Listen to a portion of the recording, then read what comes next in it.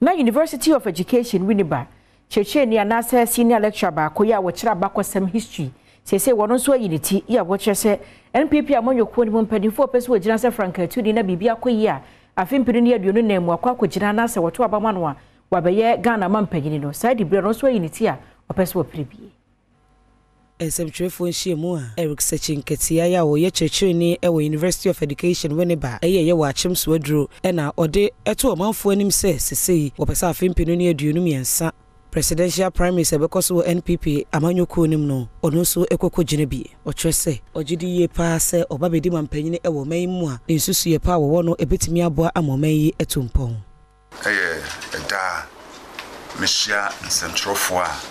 meda di akyerɛm sɛ nyame yɛ adom na emre no so a menso mefa forms na menso ma pre Franka tufo a party NPP ehwehwe for 2024 elections na ebeba na bato na ebaso enwechi okade to aso se efa baabi a wode nani ebehwe eye kuaye enwumasua ene nwumaku a enhya ban ase na afees waboa amaketa hye ne kankan ne proye koso wo mai munso otimi akon afi obebo anso amanfidi dwuma nso obi bebre se be ya amano no dwadie ebetimi akoso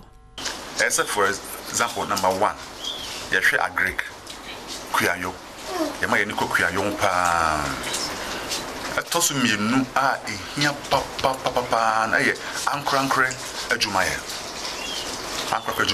se obi ete wono se medie me dan aban me fami made so meto aban so